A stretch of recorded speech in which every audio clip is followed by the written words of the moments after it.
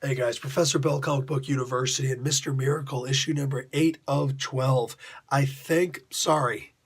You know how much I love this comic book. All my reviews have been great for this. This one's not getting an A plus. All right. I think this comic book may have gone on for a little bit too long.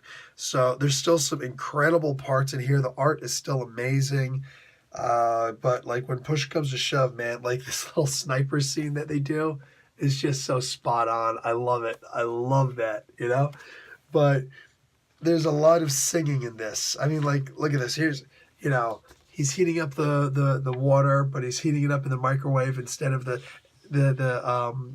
stove top. I remember I've had those conversations with my wife, saying about how should we heat up the water to put the bottle in. Here's the thing. They've got this Stan Lee wannabe guy in here. He actually says Excelsior at the one point. And it's like, dude, right now with everything that's happened with Stan Lee, I get it. This was probably written in advance, but can we have this funky guy out of the like? This is just in really, really poor taste right now. This character was specifically made by Jack Kirby to make fun of Stan Lee, while he was away because he blamed Stan Lee for all of his problems. But Jack Kirby blamed a lot of people for his problems. You know what I'm saying? Which is just that's absurdity. That's just absurdity. So, I mean, this character right now is just in the absolute poorest taste imaginable. I'm not digging it.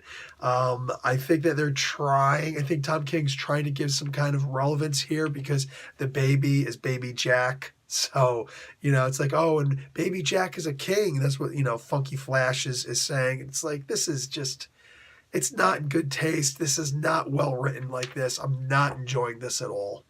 Anyway, like you got an entire page on top of that of just him singing, I'm gonna buy you a mockingbird, whatever that song is. The entire page, and then a whole bunch of other scenes in here devoted towards the singing. And I'm not feeling it. I'm not feeling it. You got an entire page of just people talking and they're not even saying anything. People talking and they're not saying anything.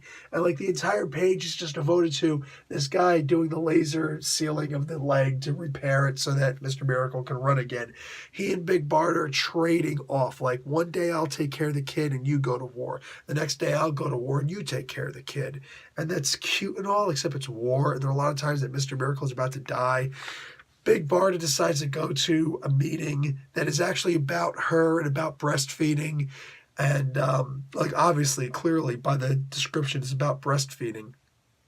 And he says, Barda, I got to go a one-on-one against this guy, and you could beat him, but I don't think I can.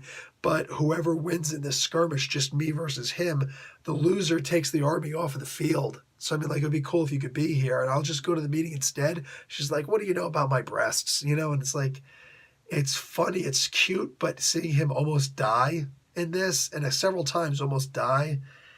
Come on, man. Like you want to be by your kid so bad you're willing to let your opposite die?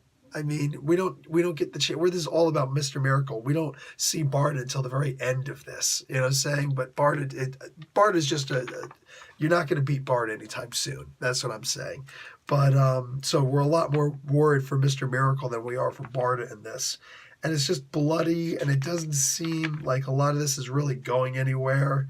Just like look at this beatdown scene. Like, just you got to watch this and you know that Barda could have gone, but she wanted to go to her breastfeeding class. And it's like, I get it. I don't know if Tom King just recently had a kid or not. I don't know the man's personal life, but I love his writing. I love what he's doing. And I get what he's trying to do here. But I think that it's just a bit too much. I don't think that it's really working the way that he's expecting it's going to come off to the audience right now. Right now, it feels like we could have taken 4 issues out of this 12-issue limited series and still had a great 8 issues. And it would have been great. You know what I'm saying? Just it would have been a lot better than this. I feel like this is just going on too long and mixing fatherhood in with all this other stuff. We do get a cool little dark side is moment here, but it's still just, it's not worth it. And the only thing that's interesting is that at the very end, while you do see a bunch of those little static scenes where it's like, okay, I'm reading the panels, and all of a sudden one of them looks static, like as if, somebody's reality has been changed or, you're experiencing deja vu in the Matrix. But the only difference is that it's from the viewpoint of the baby, little baby Jack, which is like, oh, okay, what's happening here?